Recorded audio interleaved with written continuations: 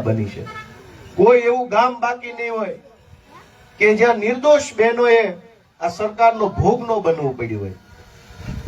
આદમી કોઈ પણ અવળા રવાડે ચડી જાય, નકલી દારૂ, ઝેરી દારૂ, ખરાબ દારૂ પીને વહેલા ઉકલી જાય।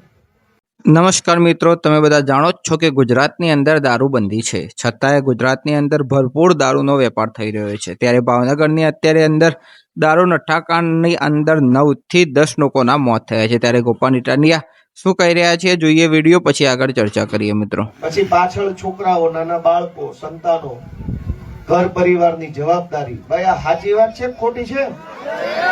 દરેક ગામોમાં અનેક બહેનો એકદમ નિર્દોષ હોવા છતાં પણ આજે દુખી જીવન જીવવા મજબૂર બન્યા છે। કોના પાપે? સરકારના પાપે। અને પાછું તમે જુઓ કે જનતાને કઈ હદે છેતરવામાં આવે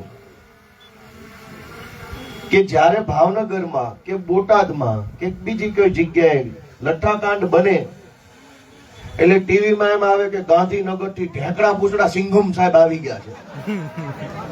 પછી એના આમ હાલ્યા આવતા હોય એવા વિડીયો આવે, પોળા હાલતા હોય થોડા, આપણને એમ થાય કે ગમે એને મારી નાખશે આજે હાથ સુધી ખૂન કરી નાખશે।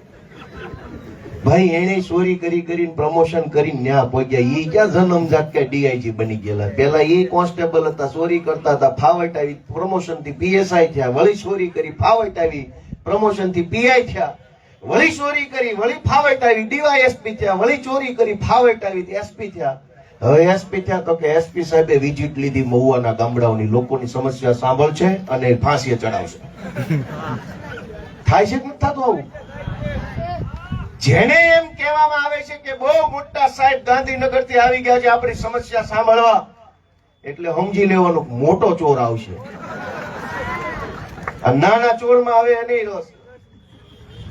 આપણને હું સમજે છે એ તો વિચારો તમે। ભાઈ રાજકારણ ગયું તેલ લેવા હાલો, અમે ક્યાં અમારી પાર્ટી નું આ કે લુગડા પહેરીને આવ્યા છે?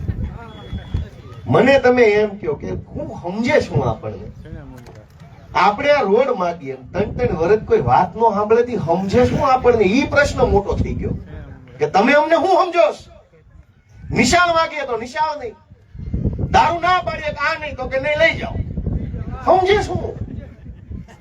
કોક તો વિચારો કે આપણને હું સમજે છે આ લોકો? કમસે કમ માણા તો સમજે, માણા નથી સમજતા। માણા સમજતા હોત તો આટલું બધું આપણે ન મથવું પડે। આપણો જ ઘરનો છોકરો કઈક મહત્વની બાબત આપણને કહે તો એને કેટલી વાર કહેવું પડે? એક વાર કે બે વાર, ત્રીજી વાર કે આપણે એની વ્યવસ્થા કરીએ કે ભાઈ છોકરો કહે છે તો વાત વ્યાજબી છે, લ્યો આને કરી દો। સરકાર માય બાપ છે અને સરકારને આપણે કહીએ તો 1 વાર, 2 વાર, 4 વાર કહીએ કામ થવું જોઈએ કે ન થવું જોઈએ? નથી થતું। ભાવનગર નઠ્ઠાકાંડની અંદર નકલી દારૂના કારણે અનેક જીવ ગયા છે મિત્રો, તમે પણ જાણો છો। ત્યારે ગુજરાતની જનતા ભારે રોષ ભરાયો છે। અત્યારે ભાવનગરની અંદર ઘણા બધા પ્રોટેસ્ટ ચાલી રહ્યા છે નકલી દારૂના કારણે। તો મિત્રો અનેક નેતાઓના વિડીયો પણ સામે આવ્યા છે કે ગુજરાતની અંદરથી દારૂબંધી હટાવી દેવી જોઈએ, જેના કારણથી આ નકલી દારૂના વેપાર બંધ થઈ જાય। મિત્રો તમારું શું મંતવ્ય છે આના વિશે કોમેન્ટની અંદર જરૂરથી જણાવજો અને આવા જ પ્રકારના વિડીયો જોવા માટે અમારી ચેનલને સબસ્ક્રાઇબ જરૂરથી કરજો।